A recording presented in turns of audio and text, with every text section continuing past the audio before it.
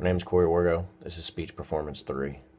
I'm a career lieutenant in the Prince George's County Fire Department. I have 13 years on the job, and I got hired when I was 24 years old. When I went to recruit school, it was the hardest thing I'd ever done. Not only the PT, but also emotionally. The studying, the PT, learning things that I had never thought I'd ever be doing. At a recruit school, we got our assignments 7 to 3, Monday through Friday. Doesn't sound like much, but day work as a firefighter, one of the biggest benefits of being a firefighter is shift work. 24 hours on, 72 hours off. In other words, 1 day on, 3 days off. Nice, right? To prove that we're worthy of shift work, we had to complete our rookie book and our JTech book in 6 months. No questions asked, every day, studying, at the picnic table, at the table, no TV, no anything. Studying, studying, studying. And by the way, we also had to run about 20 calls a shift. Now that I have time on, I started going down to recruit school as an instructor. One day I caught myself. I wasn't instructing. I was watching. I was watching all the new recruits. Questions started to fill my head. I didn't know what they were. I didn't know what was going on. Something was just different. Something was different with the department. And I noticed either I was getting a lot older or the recruits were getting a lot younger. I like to think they were getting a lot younger. Well, anyway, question. I didn't know what it was. So I pulled a recruit aside and I asked him, "Hey, when do you PT?" He looked at me with this funny little grin on his face and said, "PT? We don't PT." I didn't know what to say. They were doing things I'd never seen. No PT. None of them were carrying books. None of them had their ropes. None of them had their gloves. I didn't know. So next shift, I went back to my station, and I was telling everybody, telling my crew what was going on. I didn't understand. An older firefighter just looked at me, shook his head, and said, "Millennials."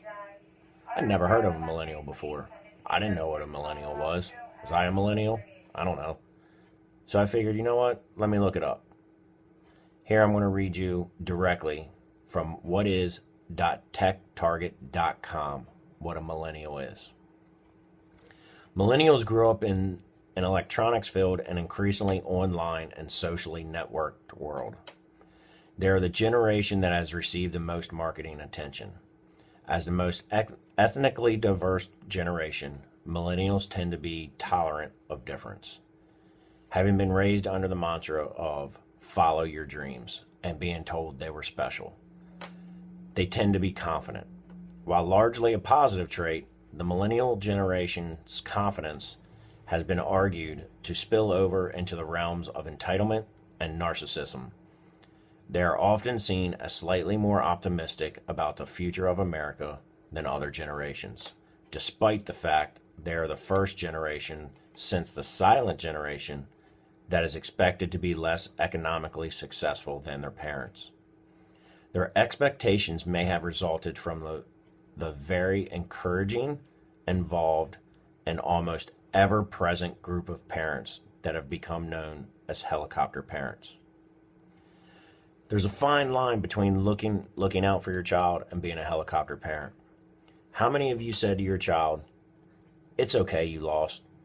Did you have fun?" What are we teaching our kids? If you have fun, you're going to be successful.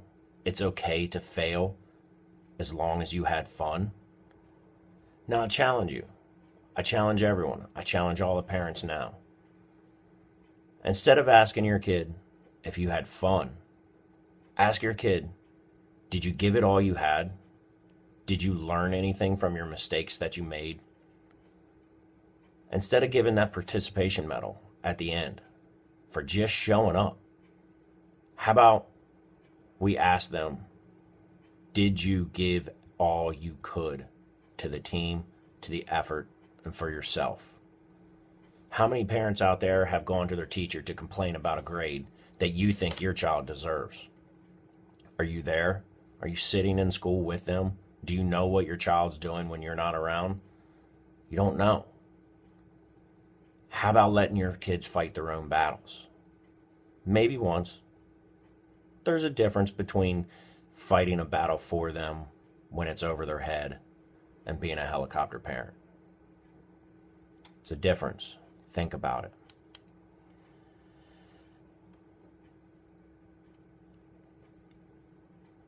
I'm not saying that it's not okay to fail. Everybody's going to fail. It's always okay to fail. You've got to fail, fail, fail to learn. But the thing is, it's not going to be okay.